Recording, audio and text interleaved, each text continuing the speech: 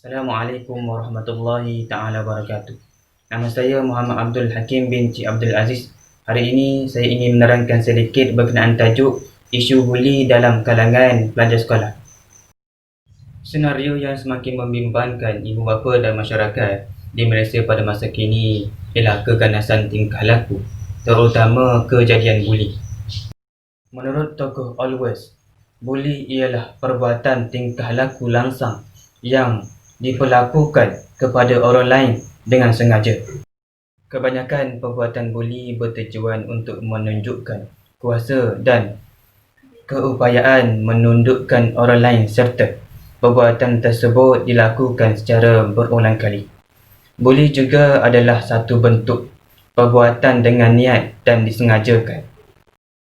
Perbuatan buli mempunyai 3 aktor, iaitu pembuli, mangsa buli dan pemerhati.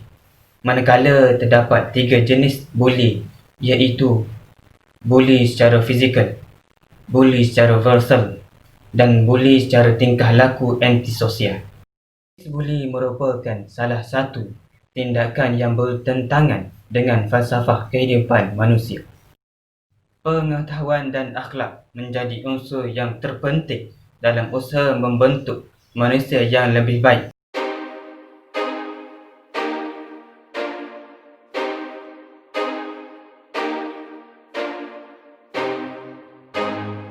Assalamualaikum warahmatullahi wabarakatuh dan selamat sejahtera. Kebelakangan ini tular di pelbagai media mengenai kes buli dalam kalangan pelajar di sekolah yang mengakibatkan kecederaan pada mangsa buli. Apakah punca dan faktor sebenarnya di sebalik kes buli dalam kalangan pelajar sekolah ini? Faktor seseorang individu itu menjadi seorang pembuli adalah kerana kegagalan ibu bapa dalam memberi didikan agama dan moral kepada anak-anak. Ibu bapa merupakan insan yang bertanggungjawab mendidik anak-anak dalam hal agama dan menerapkan nilai-nilai murni dalam diri anak-anak. Berbalik kepada konsep insan yang menekankan 3 elemen utama untuk mencapai matlamat kehidupan di muka bumi ini. Salah satunya ialah hubungan manusia dengan Tuhan. Setiap agama dan kepercayaan menekankan tentang akhlak, sikap, perbuatan yang baik sesama manusia. Oleh itu, kurangnya didikan agama yang merangkumi hubungan kita dengan Tuhan menyebabkan kurangnya pegangan dari segi rohaniah. Daripada itu, mereka mudah terpengaruh dengan perbuatan yang tidak baik dan menjadikan mereka seorang pembuli.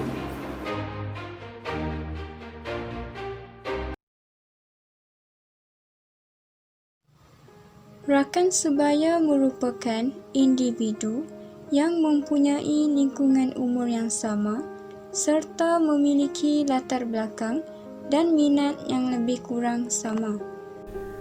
Rakan sebaya juga dapat dilihat sebagai golongan kedua yang paling dekat dengan remaja selain keluarga.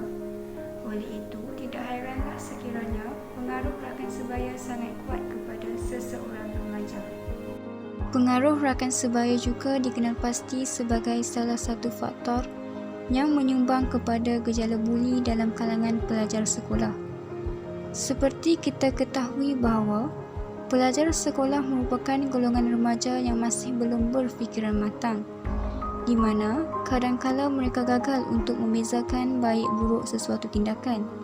Sebaliknya, mereka sentiasa terikut-ikut dengan sikap dan tingkah laku rakan sebaya. Apabila mereka tersalah memilih rakan, kemungkinan besar mereka akan terjebak dengan gejala buli. Jelaslah bahawa pengaruh rakan sebaya merupakan salah satu faktor terjadinya gejala buli dalam kalangan pelajar sekolah. Hal ini kerana rakan sebaya merupakan pengaruh yang paling kuat dalam mempengaruhi tingkah laku seseorang remaja. Assalamualaikum warahmatullahi wabarakatuh. Saya Suhaibatun Aslamia binti Kasim yang memegang kad matrik yang bernombor di 2019 2091 dari kumpulan 5 akan membentangkan faktor gejala buli dalam kalangan pelajar. Di sini saya akan membentangkan faktor kegagalan institusi kekeluargaan menjadi faktor utama gejala buli.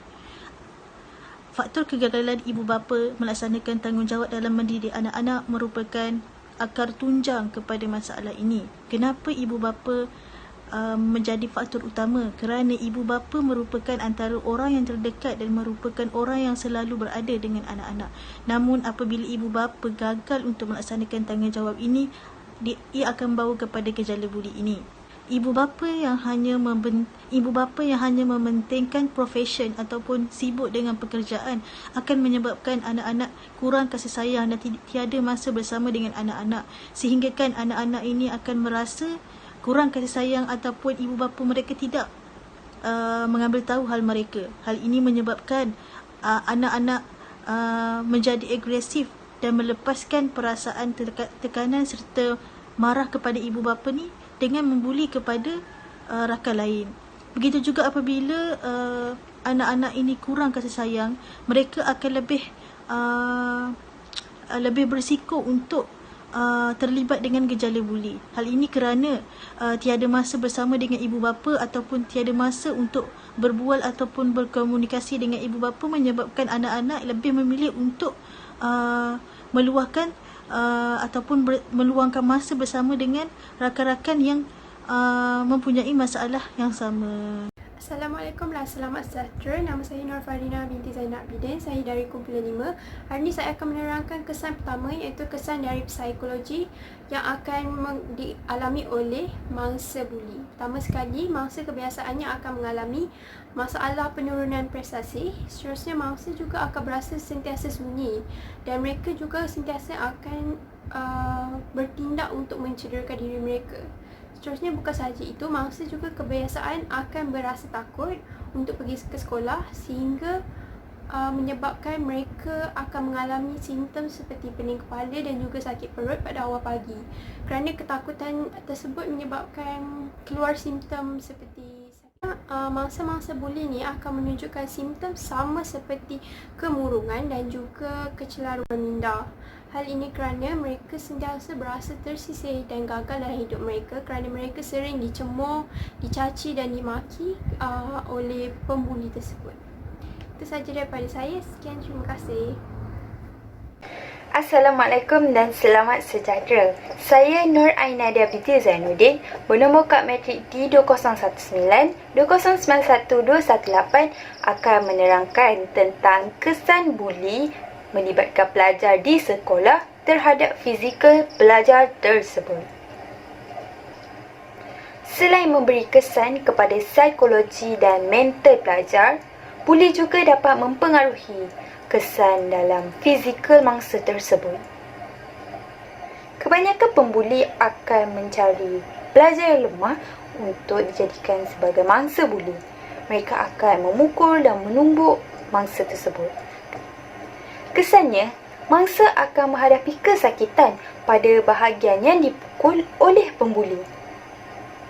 Oleh sebab itu, mangsa akan mengalami kecederaan yang ringan, serius atau mungkin lebih teruk lagi, membawa kematian. Baru-baru ini, Malaysia telah dikemparkan dengan kes buli di mana seorang pelajar tahfiz telah dibuli oleh beberapa pelajar yang lain. Mangsa tersebut telah dibuli dan dipukul sehingga dihempas ke lantai oleh beberapa orang pelajar sehingga menyebabkan organ hatinya dan organ livernya hancur. Susulan daripada kejadian buli tersebut, polis telah menahan seramai 7 orang pelajar dan memanggil 4 orang pelajar yang menyaksikan kejadian itu bagi memberikan keterangan. Mangsa buli telah mendapatkan rawatan di sebuah hospital di Selangor. Dan selamat sejahtera. Saya Nuri Izzah binti Abdul Rahman memegang nombor matrik di 2019-2091-226. Video ini mengenai kesan buli di kalangan pelajar di sekolah. Kesan buli boleh mengakibatkan prestasi pembelajaran dan persekolahan mangsa terjejas. Mangsa buli tidak dapat menumpukan sepenuhnya tumpuan terhadap pelajaran kerana perasaan yang takut dan bimbang untuk berada di sekolah. Mereka akan lebih suka menyendiri dan tidak berani untuk berkomunikasi dengan rakan-rakan dan guru-guru mereka. Mangsa buli juga tidak akan menjadi aktif semasa waktu pembelajaran. di mana mereka juga akan kerap tidak hadir ataupun tim sekolah bagi mengelakkan diri mereka daripada dibuli.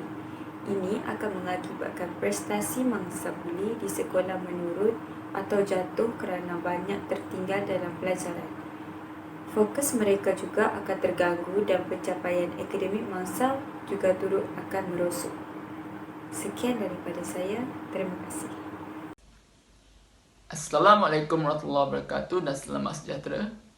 Saya Muhammad Iqman Afif bin Muhammad Imran daripada Kumpulan 5. Hari ini saya ingin bincangkan tentang langkah efektif yang boleh dijalankan bagi membendung isu buli dalam kalangan pelajar sekolah. Antara langkah efektif yang boleh dijalankan bagi membendung isu buli dalam kalangan pelajar sekolah ialah ibu bapa perlu memainkan peranan yang amat penting dalam usaha membendung gejala ini. Ibu bapa haruslah menampilkan teladan yang amat baik kepada anak-anak. Hal ini kerana segala perbuatan dan sikap ibu bapa akan dilihat dan dicontohi oleh anak-anak. Bab kata pepatah, bapa borek, anak ritik. Tambahan pula, ibu bapa juga harus sentiasa mengambil perhatian tentang keadaan anak-anak mereka semasa di sekolah ataupun di rumah, dan juga memberikan balasan kasih sayang yang sepenuhnya kepada mereka. Hal ini mengelakkan bagi mereka berasa sunyi dan diabaikan. Ibu juga harus memupukkan anak mereka sejak dari kecil lagi, seperti melentur buluh biarlah dari rebungnya, agar sentiasa sudi meluahkan isi hati dan masalah yang dihadapi kepada mereka, bagi dan mengatasi masalah yang dilaluinya bersama-sama. Hal ini boleh mengelakkan daripada anak-anak menjadi sunyi dan tidak mendapat perhatian daripada ibu bapa. Sekian daripada saya. Terima kasih. Selamat sejahtera, saya Merlesa Jenik dari Kumpulan 5 ingin membentangkan cara ataupun langkah mengatasi bagi kes buli yang berlaku di sekolah. Salah satu cara untuk mengatasi masalah buli yang berlaku di sekolah adalah melalui peranan pihak sekolah.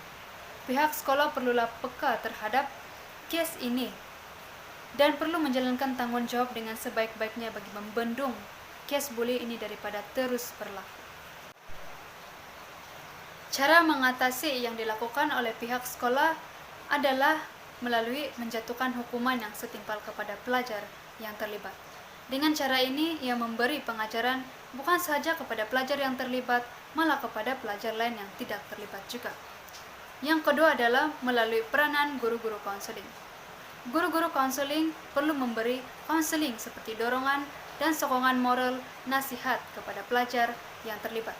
Selain daripada itu, guru-guru konseling juga menjalankan kempen seperti anti-bully yang melibatkan semua pelajar di sekolah.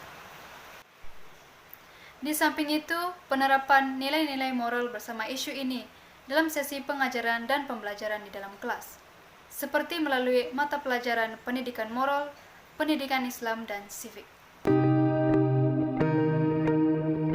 Kesimpulannya, kes buli membawa kesan bukan sahaja kepada mangsa buli, malah juga kepada pembuli itu sendiri. Sikap gangsterisme dalam diri pembuli akan terus terpupuk dan mangsa buli akan hilang keyakinan diri. Hal ini membawa keburukan terutamanya kes buli yang melibatkan pelajar sekolah. Oleh itu, kes ini perlu dibendung oleh semua pihak walaupun banyak cabaran yang terpaksa diharungi. Dengan itu, kes buli ini mampu dikurangkan dan dapat menjadikan pelajar seimbang dari segi jasmani, emosi, rohani, dan intelek.